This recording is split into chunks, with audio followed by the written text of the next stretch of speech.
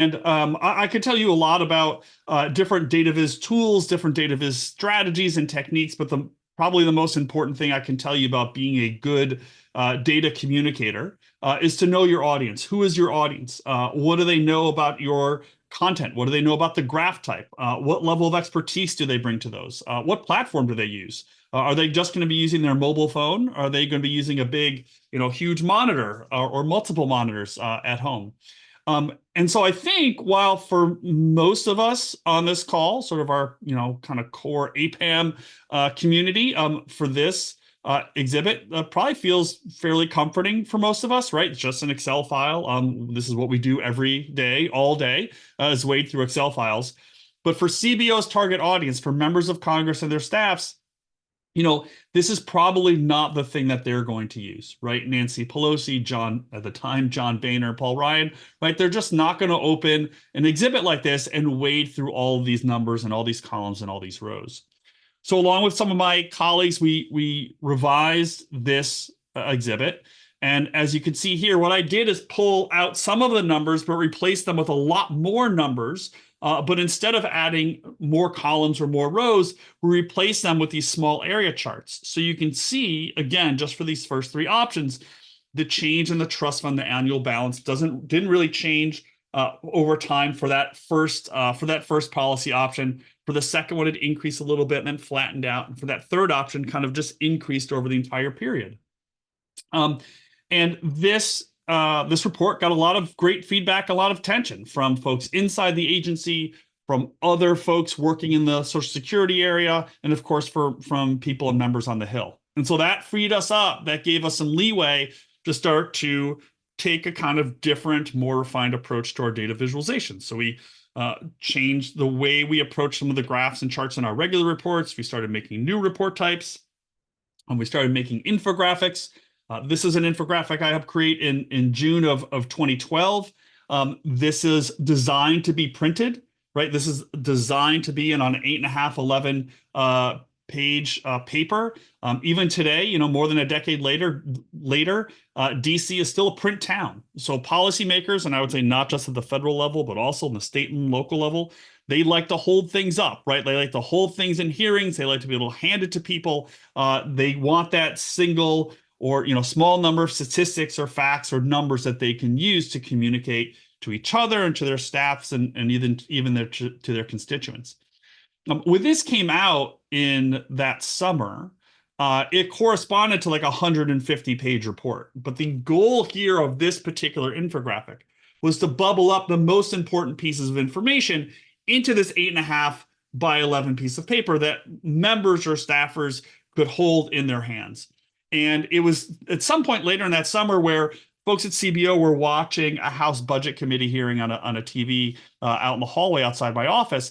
And suddenly, I'm in my office working, but suddenly I hear from the office or from the hallway, John, come outside, your infographics on TV. And I go out there, and Chris Van Hollen, who at the time was in the House from the state of Maryland, is holding up that infographic, right? And you can see here on this screen grab that, is actually taking some notes on that image. And, of course, that's a win, right? From the perspective of an analyst, someone working at CBO, from the perspective of any analyst or any researcher, this is a win. Getting information to the hands of people who can use it is what we are trying to do. It is the goal of our graphs and our charts and our diagrams and our illustrations to help people find insights and make discoveries in the work that they're doing. So what I'm going to try to do today, in just this kind of short hour that we have together, is try to accomplish two main goals.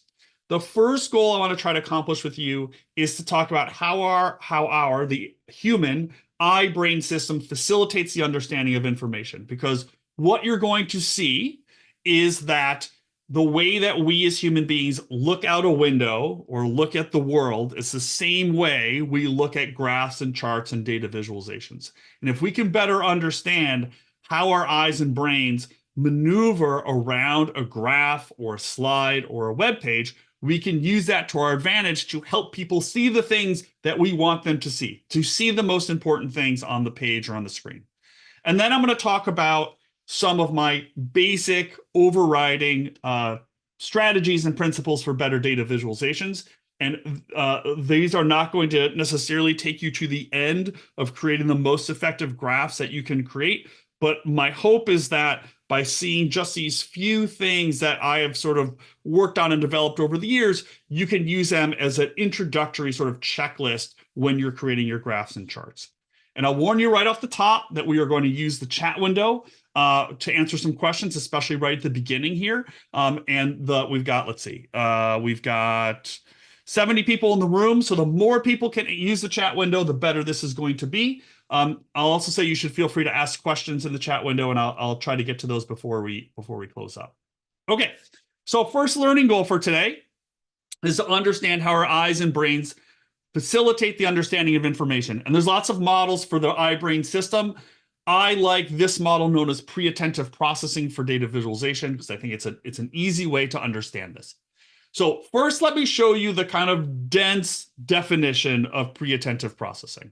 The real dense definition here is cognitive operations that can be performed prior to focusing attention on any particular region of an image, which I admit is fairly dense.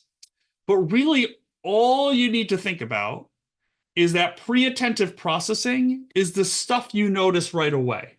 And when we are creating our graphs and our charts to make a point, right, in JPAM or at our presentations where we are making an argument, we are making a point, we are describing our hypothesis, right? We want people to see the thing that's most important. We want them to see that this line is going up, that this bar is taller than these other bars, because that's the entire point of creating a graph, is that people can see the argument that we're trying to make. So we're going to start right away with an activity here. When you look at this slide, what is it about Waldo that makes him easy to find on the slide? What are the characteristics of Waldo that make him easy to find? And while you're at it, without Googling, what is the name of the other guy? So those are the two questions for you. What is it about Waldo that makes him easy to find or makes him stand out? And what is the name of the other guy? All right, we've got a good active group. Always love having an active group, even though I can't see any faces today. So we've got a couple of people already knew his name. Yeah, Oddlaw. So his name is Oddlaw. That's Waldo spelled backwards. So if you learn nothing else, you've got that. I see a lot of people saying color. Yes, absolutely. Red and white striped shirt, blue pants versus the black and yellow for Oddlaw, the bad guy. I see a couple people mention the pose or his stance or the angle of his head and back, right? So Waldo's standing straight up, whereas Oddlaw he's the bad guy. So he's just no, he's the bad guy, Kron. Oddlaw's the bad guy. He's got kind of the bad guy lean in the book, in the image. Let's see what else. Let me go back. I see a lot of people talking about color. Lisa mentions the added object of the cane. Yes, Waldo's holding the cane. See if there's anything else here. We could name other things as well, right? So the clear glasses versus the dark glasses, the mustache versus the, clean shaven, the brown shoes versus the black and yellow shoes. All of these things are differentiate Waldo from this kind of sea of Oddlaws, right? And the things that you mentioned, the added object of the cane, the angle of his head or his back, the different colors, these are all what we would call pre-attentive attributes. And there's a whole set of pre-attentive attributes. I haven't listed all of them, just a set here. There's a whole set of pre-attentive attributes that we can utilize to help people see what we want them to see as quickly as possible, right? To direct their attention around the page of the screen. So in each one of these 15 little groupings, you can see the thing that differs from the other things, right? So attributes like shape or enclosure, the width of a line, different colors, different sizes, different positions. These are all things that we can utilize in our visuals, our graphs, our charts, our diagrams, our flow charts, our decision trees. We can use these in our visualizations to help direct people's attention where we want to go along the page or the screen. Now, I'll just sort of parenthetically say, we're not always trying to do that, right? We're not always trying to direct attention, right? Sometimes we want people to explore the data on their own, right? Sort of your classic dashboarding world, right? We might give people the opportunity to just explore the data on their own. But for most of us, I think most of the time, we are making an argument, right? We are trying to get people to see the thing that we want them to see in the visual to support the argument that we're making or the hypothesis that we're trying to demonstrate. So what I'd like to do with you is to demonstrate how pre-attentive processing works. And so what I'm going to do is I'm going to ask you a series of questions, and I'm going to ask you to put your answer in the chat window. And I'll just say the more people who answer these questions, the clearer the answer is going to be. It's just going to reveal itself to you. Okay. So we're not going to start with data or data visualization. We're going to start very simply with a photograph. Okay. So on the next slide, I'm going to show you a photograph, and I want you to answer a fairly straightforward question for me. Where does your eye tend to go first? So when you look at this photograph that I'm going to show you on the next slide, where does your eye tend to go first? All right, so here we go. And just put your answer into the chat window. So where does your eye tend to go first when you look at this photograph?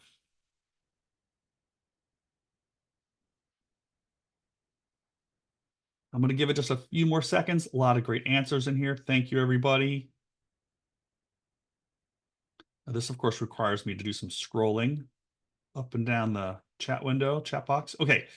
I believe we have 100% agreement. We are all going to the cardinal, the red bird on the right side of this image. Terrific. So we have 100% agreement among those who put their answer in that we go to the red bird on the right side. All right, great. Let's do another photograph. Same question, different photograph. Where does your eye tend to go first when you look at this photograph?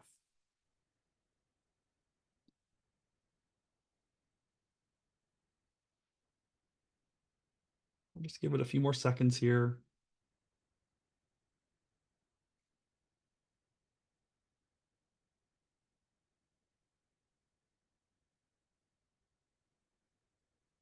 I'll say here, we definitely have a vast majority of people saying the kind of creepy red eye banner sign in the top right. A few people are going straight down the middle. A couple of people go to the blue sign. In the end there kind of looks like Pasha. I will just say, if you don't go where everybody else is going, you don't need to see an optometrist or a neurologist. That's not what this test is, okay? But I think we are like 90%, about 90% of us are going to the red eye sign in kind of the top right part of this image. Okay, so 100% agreement in the first one. Let's say 90% on this one. Let's do one more photograph. Same question. Where does your eye tend to go first when you look at this photograph?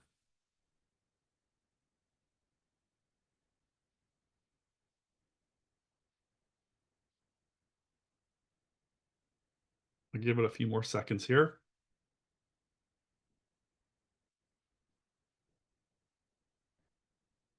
Now, I can't do the math quickly enough, but I'm going to say roughly thirds going to the succulent in the bottom left, the oranges in the bottom right, or the bananas in the top. I didn't see anybody going to the cookies. It might be a little too early in the afternoon for people to be snacky at the moment. As you can see, we're kind of split here, right? We're not all going to the same place. And this isn't a comment on the quality of the photograph. It's just to say that this photograph has more balance to it. And so it's not as clear as it was in the previous two photographs where we should go, right? And this is kind of what we do with our visualizations all the time. We make a chart, we make a table, we make a graph, we hand it to people, we publish it, we put it up on a slide, and we say, here you go, good luck to you, and hope that people are going to get what we want them to see. Okay, so hopefully that demonstrates the first part of this. Let's get a little bit closer to data viz. We're going to go to data on the next slide. So here what I'm going to do is slightly different. On the next slide, I'm going to show you a block of numbers. And what I'm going to ask you to do is count the number of times you see the number 3 up on the slide. Okay, and I'm going to give you 4 seconds to count the number of 3s that you see on the slide. And then I want you to put your answer in the chat window. Okay, so how many 3s do you see up on the slide? and then put your answer in the chat window. Okay, 4 seconds to do this. Okay, here we go. 3, 2, 1, go. Oh, sorry, faked you out. Okay, I forgot how this one. Okay, we're gonna do it again. Here we go. All right, you get 4 seconds to count the number of threes. Here we go. 3, 2, 1, go. Okay, that's all you get. How many threes did you see on that slide?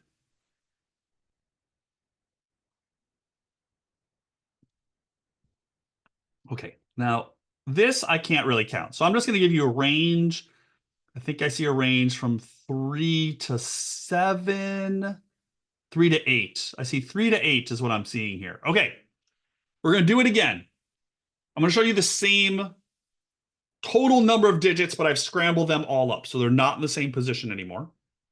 I'm going to ask you to do the same thing, count the number of threes that you see on the screen, but I'm only going to give you half as much time. I'm only giving you 2 seconds this time. Okay, so you have 2 seconds to count the number of threes, put them into the chat window on your screen. Okay, so here we go.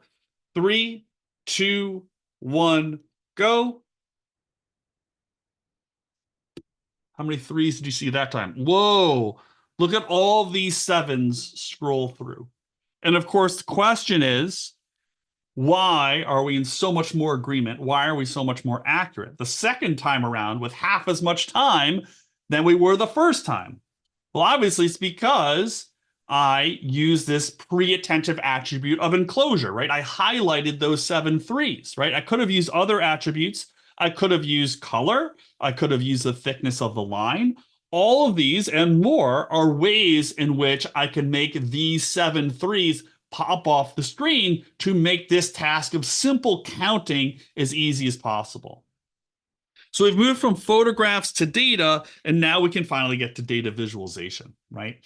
And so the pre-attentive attribute of a line chart is the position of the point in the XY space and the angle of the line that connects them. And if I was back in my CBO days, making graphs like this every day, right? I can kind of push your attention to the right side of this screen, right? Where the action is happening in that forecast period where I've got that big gray box, right? That attribute of enclosure.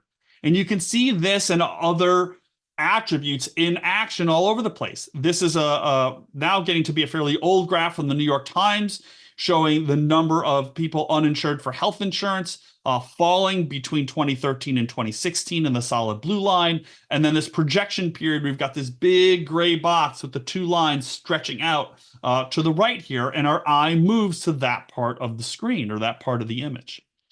In this graph from 538, if I asked you, would a line chart with 3,300 lines on it be a good line chart or a bad line chart or effective or ineffective? Most people would say that sounds terrible. But I think we can agree that this is a pretty good graph from 538, right? It's very easy to find Messi and Ronaldo on this graph, right? And because the lines are positioned differently than the other 3,280 lines. The lines have color associated with them. The lines are thicker. The lines are labeled, right? Now, I don't know basically anything about soccer, right? Football, whatever you want to call it, right? It is not my sport. And so if I came to this graph and you didn't show me the other 3,280 lines, I might say, okay, these 2 guys look like they're pretty good. I do know Messi and Ronaldo. I will admit to that. I do know those 2. But I would say, okay, they look like they're pretty good because the lines are kind of at the top, but I don't know how much better, right? But now showing so much of the data in a way that doesn't distract or distort the other information, I can very clearly see how much better they are than the entire rest of soccer players in these leagues. You can also see this in other visualization types. In this bubble chart from the New York Times that has more than 2,000 school districts in it, these 4 school districts in Fairfax County here in Virginia, and Arundel County in Maryland, Chicago and Milwaukee, right? You can very quickly and easily find those 4 because those bubbles are on top, and those bubbles have color associated with them. They're labeled and they have the thicker outline. This is one of my favorite examples from the New York Times.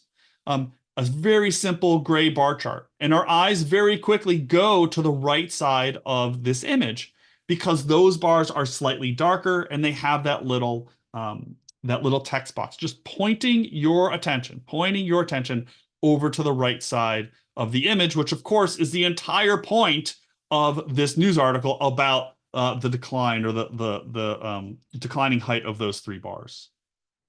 So that's this idea of this concept of pre-attentive processing, that we can use fairly straightforward attributes, shape, enclosure, color, line width, motion, position, to direct people's attention where we want it to go on the page or the screen. So now we turn to our second learning goal, which is data visualization strategies. And I'm going to share with you my 5 overarching guidelines that I have found to be useful whenever I work with data, whenever I'm creating a visualization, and whether it's for a dashboard online or an interactive narrative piece online, if it's for a static graph for social media, for a blog post or an op-ed, or for an academic journal publication. And again, these aren't necessarily going to get you all the way through this process of creating a great graph, a great effective visualization. But hopefully, if you just tick through these 5, they will give you a really good starting point.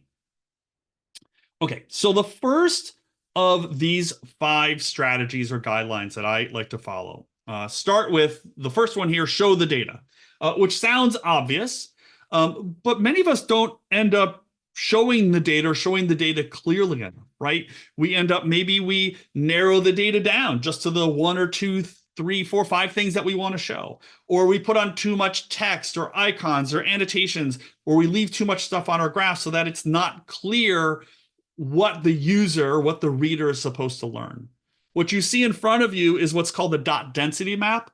So a dot density map is literally a dot for every person, in this case of the United States, placed onto the map. This was created by Aaron Williams at the Washington Post. The dots here are colored by race or ethnicity. And I put this map on this slide because you'll notice that the only thing on the slide is the data, right? He doesn't draw the borders for the states or for the country as a whole. He doesn't label the states. He doesn't label the cities. He doesn't annotate the points. It's just the data. And if you have enough familiarity with the shape of the US as a whole, you can very clearly see that. And if you have additional knowledge or experience with the US, you can find some of those big city urban centers, right? Dallas, Chicago, Atlanta, Denver, Washington, D.C., New York, all sort of emerge off of the map. Now, this doesn't mean we need to show all of the data all the time. But our first thing that we want to do is to show the data as best we can, because that's the entire point of the graph, is to make clear what we want people to learn from the visual. The second guideline is what I call reducing the clutter, which is to get rid of all the reduce or eliminate all the non-data stuff. So the grid lines, the tick marks, the data markers, the data labels, the stuff that you don't need, that's not important to actually communicate the data. In this example from the USDA, like, we definitely don't need the 3D. We probably don't even need the red line around the bars. And I would hazard to argue we probably don't need the weird dragon scales, fish skin on each of these bars, right? It's just distracting and doesn't enable us as the reader to get to the data, to understand the data. So showing the data, reducing the clutter. The third strategy is to integrate the graphics and the text. And I'm such a big believer in the importance of text in your visuals. I'm going to spend a few minutes on this strategy in just a couple of moments. But you can see here in this example from the European correspondent, just a couple, or just 3 little annotations highlighting some of the differences between average and median wealth for each of these different countries. But I'm going to come back to this in a moment because I think it's such an important part of the data viz toolkit. Okay, so we have show the data, reduce the clutter, integrate the graphics and the text. The fourth strategy is what is typically known as small multiples, which is, instead of packing all of your data onto a single graph, break it up into smaller multiple chunks. We used to really worry about printing costs. So having a 30-page full color PDF meant a lot more money than a 25 full page full color PDF.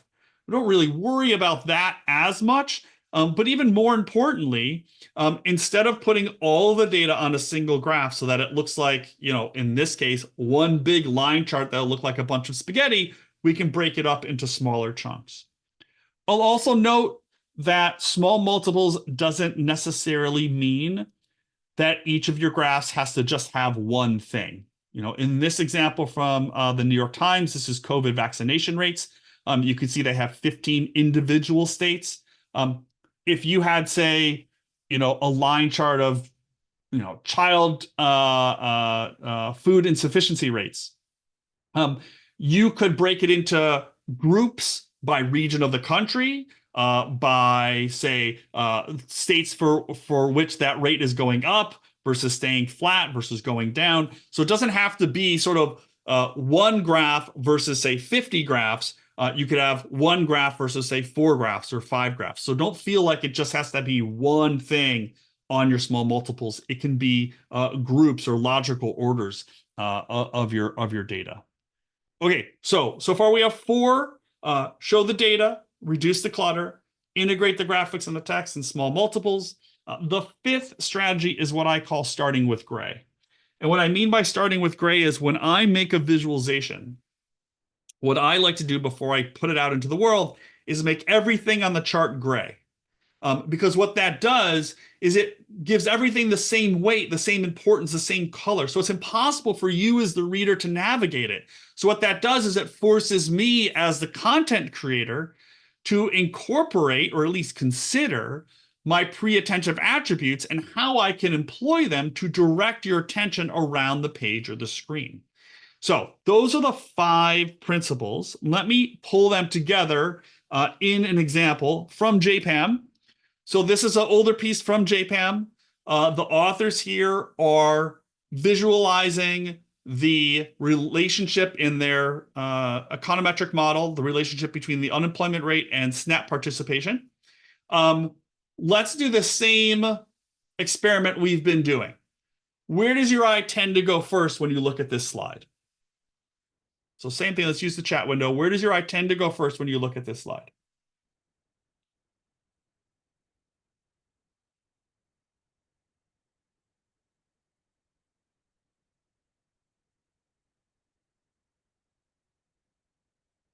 Okay, and I see a couple of people saying nowhere or everywhere. That is a reasonable answer as well. A lot of good answers here. I'm gonna try to do this. Let's see. So yeah, so Dara says not sure where to go. Let's see. Brian said nowhere. I would say, and then a few people going to the top left, which makes sense, especially English speaking, right? We tend to start top left. We go sort of left to right, top to bottom. Some people going to the bottom right, probably because that's where I've added the source line. But I would say the mode answer here is the thick 0% axis line, which I think we can all agree is not the most important line in the figure, right? The most important line in the figure is the data line. So if we just tick through these 5 guidelines I just talked about, that will hopefully bring us to a better place. So what about showing the data? So this graph doesn't do a good job of showing the data, right? Because the 0 axis line is thicker than the data line. So the balance is off. This graph is also missing 2 data points. They're just not on the graph itself. So this graph really isn't doing a good job of showing the data. What about reducing the clutter? Well, we probably don't need all these tick marks. There's a lot of, the y-axis label is repeated. The percentage signs are repeated.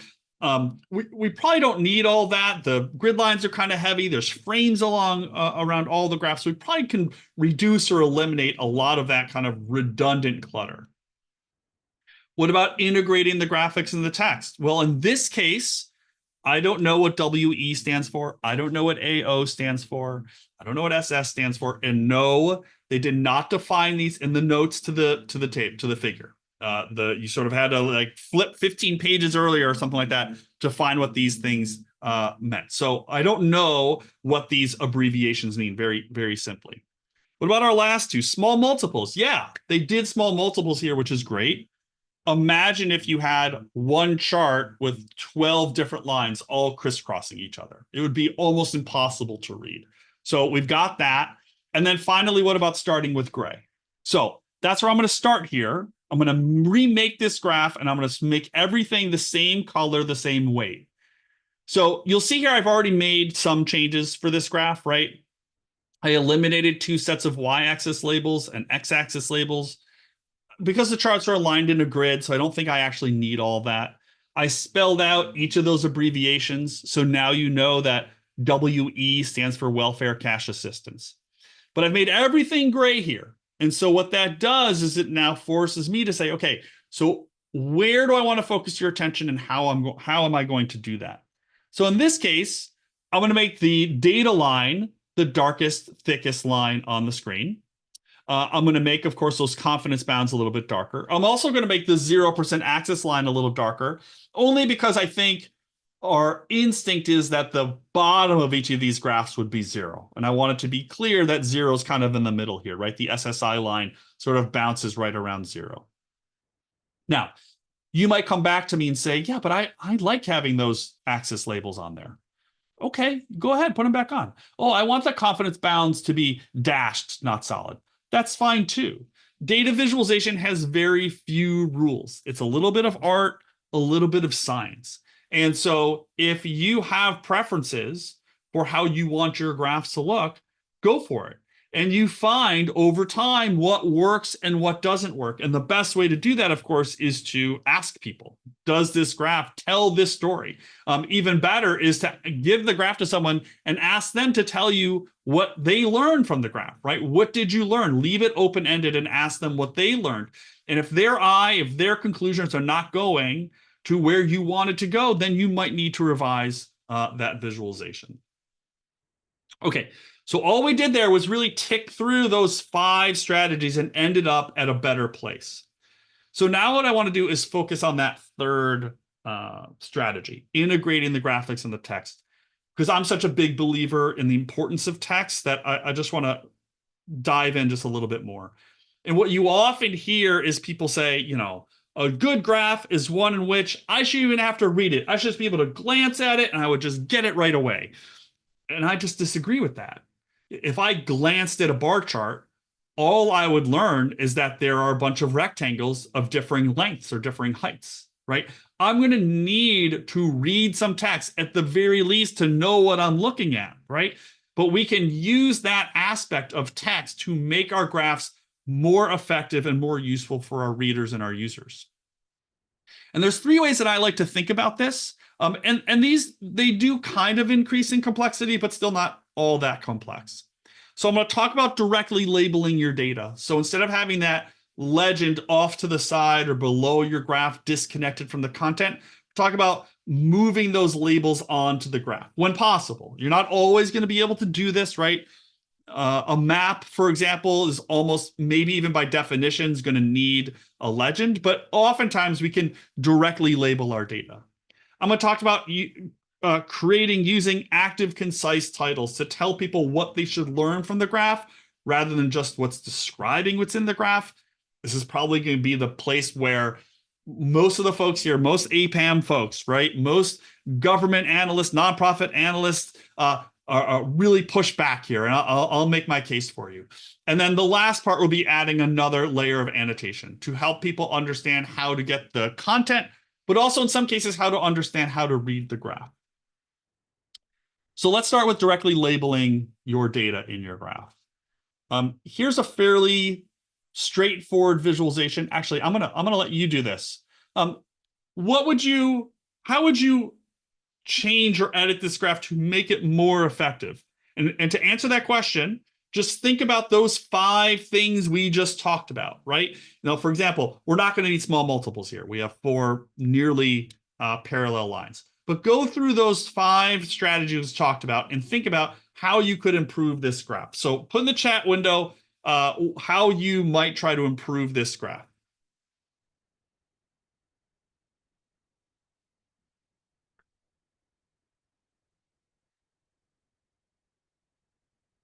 I'm going to give you a few more seconds here. I feel like folks kind of know how they would make this graph more effective, but I'm going to give you a second. Thank you, Paige, Jennifer. Yeah, we probably don't need all the data markers, right? We probably don't need all of those symbols. Some cases, those markers are useful for accessibility reasons. In this case, we probably don't need them. It's a fairly straightforward graph. Okay, now we got a lot of answers in here. This is great. Okay, let me try to get through here. So are the horizontal grid lines necessary? I mean, you know, could we, I'll just make it kind of more general, like could we reduce, lighten, eliminate some or all of those grid lines? I see a lot of people saying, can we get rid of that legend, right? And obviously the especially weird thing about this legend is that the order of the legend doesn't match the order of the lines. And I would also say, I would say two more things about this legend. First off, it takes up a ton of space. Like it takes up a lot of space on the right side of this graph. And the other thing is just from an accessibility perspective, you know, we all have to sort of bounce back and forth between the lines and the legend to see which label goes which. And we kind of have to do that twice because they're not in the same order. But for people who have certain types of vision impairments or balance impairments, doing that work is even harder. So from an accessibility perspective, we want to try to integrate these two even more. I also saw a bunch of people saying, can we fix the horizontal axis labels? Like, do we need to have, you know, all of, you know, every other label? Do they need to be 45 degrees? Can we fix that? And I'll just say, like, I mean, not even having to really do anything else, but if I eliminated that legend and stretched this graph out over the entire slide, we're going to fix that problem probably right away. So here's how I would go about, you know, at least at a first glance, modifying this graph. I've lightened some of the grid lines. I've eliminated half of them. I'm leaving the SSA colors here, so I'm not worrying about that. But I've added the labels directly onto the graph. And I just want you to observe two things that I did with these labels. First thing I did is I added color. It is 2025, folks. We can add color to the text on our computers. We have that ability, right? So I'm going to add color to the text so it matches the line, makes that task of knowing which label goes with which line even easier, even faster. And the second thing you'll notice is that I've arranged my labels in a column, right, straight down, because I think this makes for an easier reading experience. It is essentially the same way you read that legend, right? Boom, boom, boom, boom. I've put it right on to the graph itself. Wisdom has a great question. What if there weren't enough space between the lines? So this is sort of, you know, kind of a kind of fixed example. The lines are basically parallel. Wisdom, to answer your question, the way I do it is, let's just say they crisscross in such a way where I can't fit them in a nice grid like this. I put them just off to the right side of the line chart. So just to the right of the line.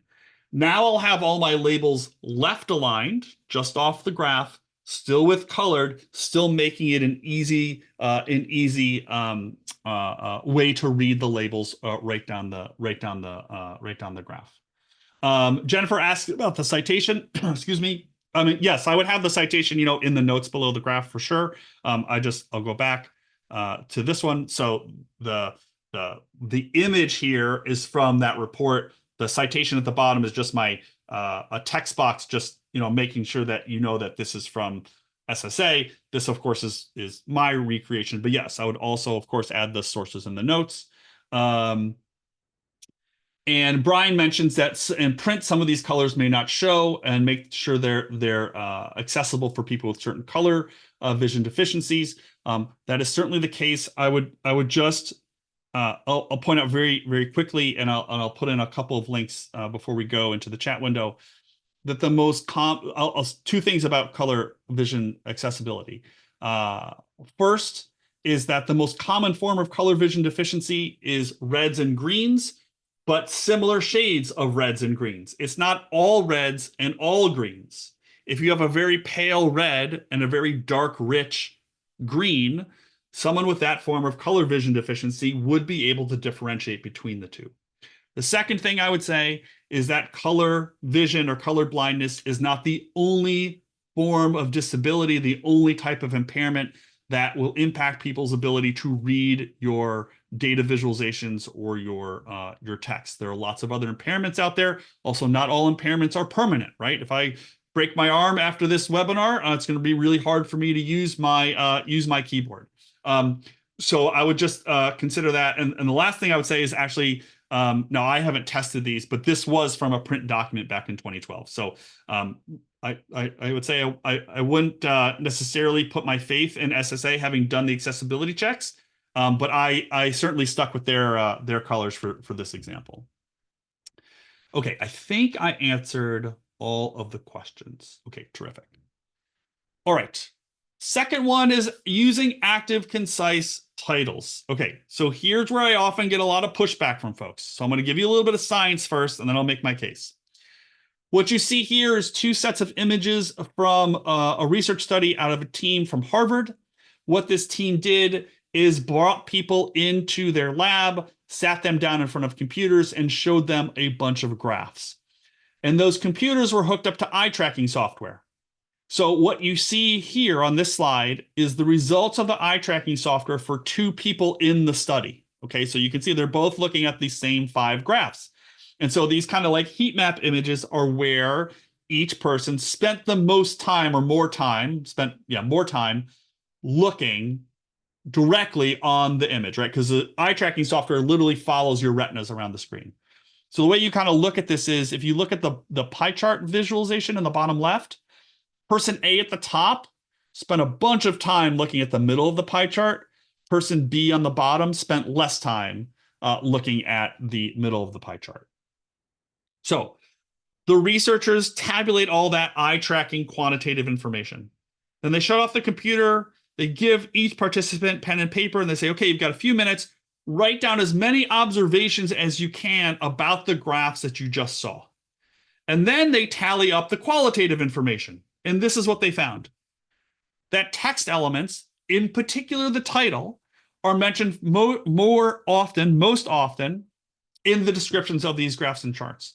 The most frequently mentioned thing when in these descriptions were the title, followed by the label, followed by the paragraphs. And so if the science suggests that people are reading the titles of our graphs, then we as producers of the graphs, as creators of the graphs, should be smart about what we're putting in that area. So what do I mean by that? Here's an example from Pew. I would say fairly straightforward line chart. Title here is labor force participation rate has risen for women, fallen for men. Now, if I sliced off that title and I gave it to anybody, any member of APPAM, anybody I work with at Urban, I would put money that more than, say, 80%, maybe more than 90% of people would send back a title that says something like labor force participation rate, comma, men and women, comma, 1950 to 2016. Now, while both are true, only the first one tells me as the reader what I'm supposed to learn by looking at the graph. And where I get the most pushback on this recommendation is people saying, well, we couldn't, I'll go back one slide. We could never write this title because our reader or our user might think that we're being biased or being partisan or not being objective. And my reaction will be, okay, I get that. Let's not get in trouble, but let's see what you wrote about this in the article or in the report. And 99 times out of 100, what you see in the report is in figure 1, you can see that the labor force participation rate has gone up for women and has gone down for men. And so what I'm arguing here is taking that idea of integrating the graphics in your text, not just to the graph itself, but also to the entire body of work. That your your title in your graph is also making your argument. Okay, so few questions here. So Morgan asks, what software program do you use? Let me talk about that at the very end. Thank you for the question. And back to the accessibility issue. Yes, a good title will also be your alternative text. So if you are thinking about how people with vision impairments are using screen readers, if you're using good active titles, you're also being a good steward for accessibility. And makes it so Lauren says also makes it difficult to repurpose graphics for student assignments if the main take. Sure, yeah. I mean, if you're trying to get your students to do the work for you, that is certainly true. Yes. Okay. Last thing is a layer of annotation. So I'm going to use this graph from the LA Times. I'll zoom in a second so you can see exactly what's going on here. Let me just describe it first. This is obviously a bubble chart. There's about, I don't know, 25 or 30, 20, 25 cities in California for each of the bubbles.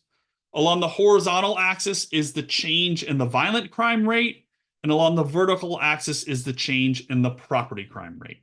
Okay, so that's what you're looking at here. Now, everybody on this call, every APPAM member knows how to read a chart like this. Most people, I would guess, are even, kind of building the best fit line in their head. That is not the case for the average LA Times reader, right? The average LA Times reader might come to this graph and say, I don't know what I'm looking at. I don't know how to read this chart. So notice what the authors did. In the top right quadrant is a big red box with a big word, worse, right? In the bottom left quadrant is a big blue box with a big blue word that says better, right? So right away, I know the stuff in the top right is worse, stuff in the bottom left is better. Then there's a boldface headline that tells me exactly what's happening with each of the two variables. Here on the bottom left, reduced violent and property crime rate, and on the bottom right, increases in violent crime, but property crime decreases. And then below that, it tells me something about one or two of the cities in each of these quadrants. So what I think this graph does expertly well is to tell the reader both how to read the graph and then how to understand the data in the graph. Now, if I was publishing this in JPAM or in the American Economic Review or in QJE, I probably wouldn't bother with all this, right? Because I'm thinking about the reader, I'm thinking about the audience. The reader, the audience for this particular graph in the AER or JPAM is going to know how to read this graph type.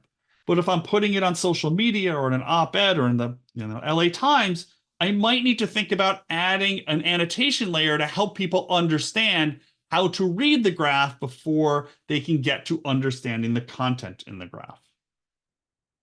Okay, so when it comes to integrating the graphics and the text, we've talked about directly labeling the data when you can, using active, concise titles to tell people what they should learn from the graph rather than just describing it, and then an annotation layer, both to help explain the content, but also in some cases to explain to folks how to read the graph, particularly in those cases where you might be using a graph type that maybe not everybody knows how to read, right?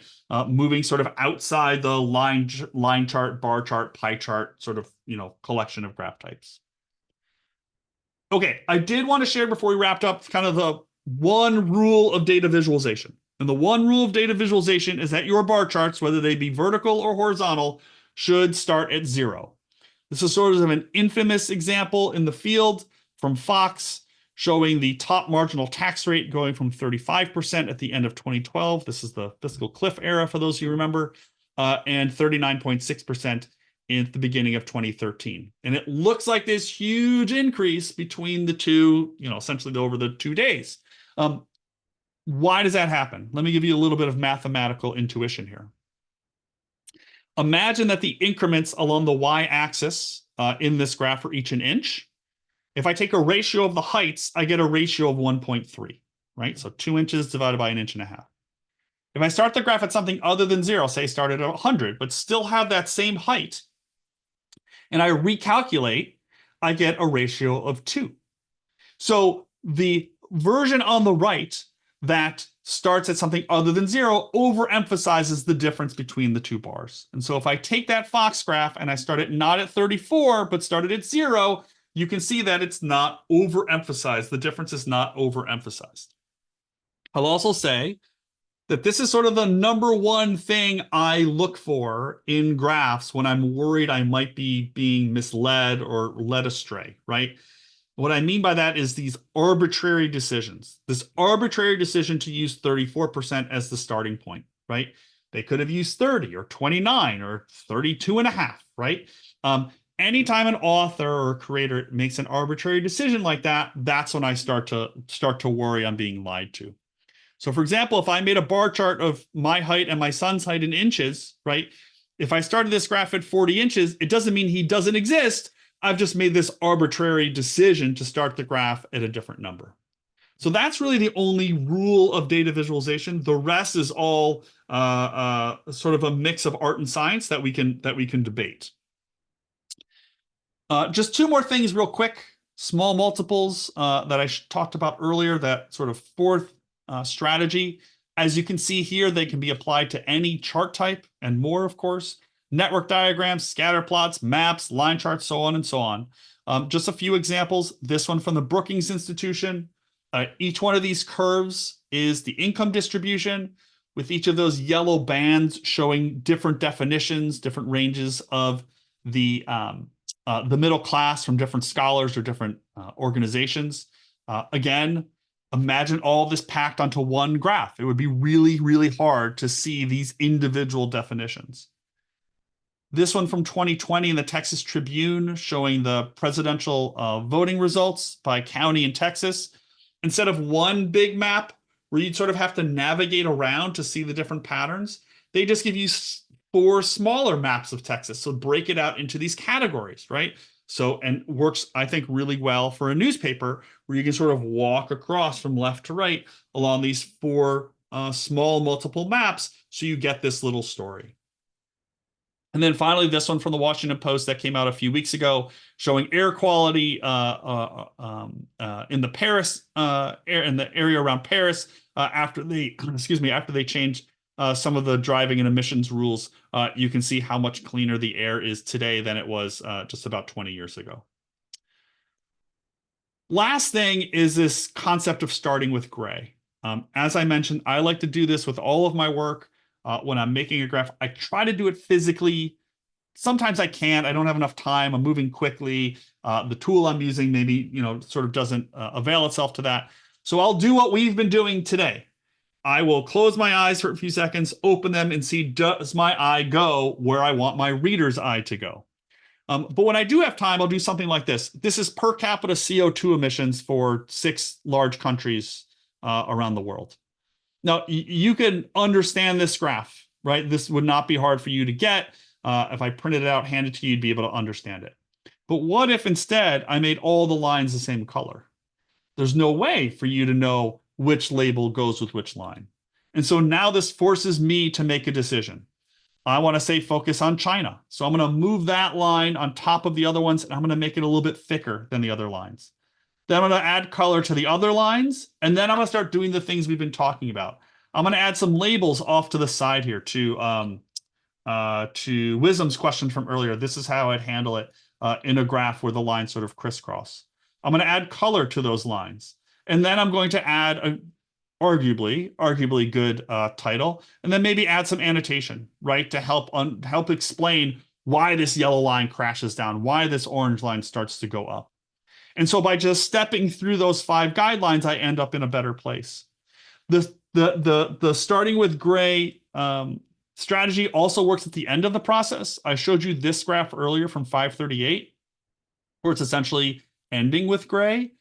You can see this all over the place. This is from NPR showing high school graduation rates. You can see Alabama and the nation as the whole are the thicker colored lines, but then you have all the other states on the screen. This one from a friend of mine working in the R programming language space, showing the dozen or so countries where their urban populations have been declining. Those lines are the ones that are labeled and sit on top of the rest.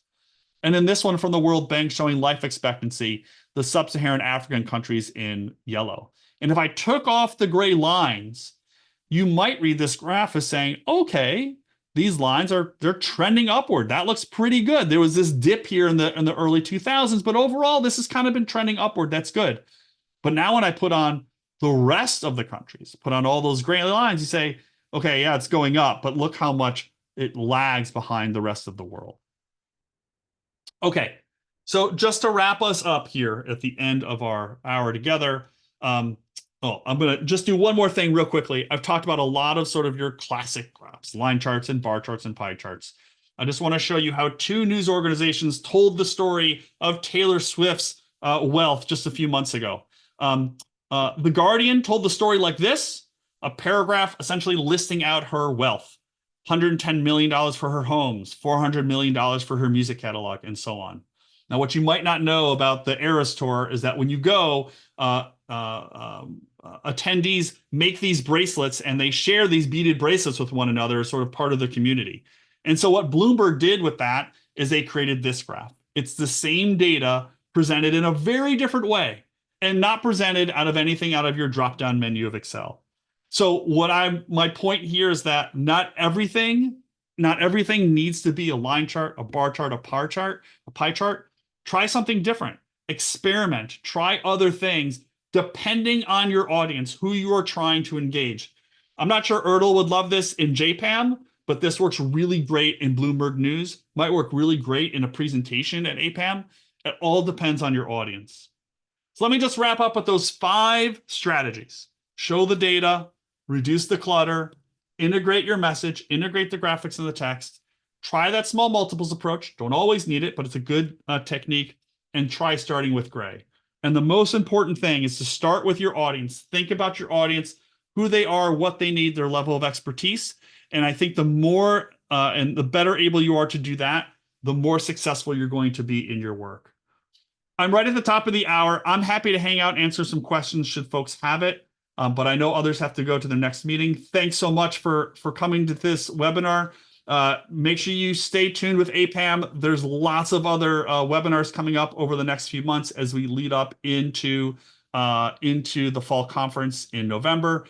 And for those of you who are able to attend, I will see you then. Thanks so much.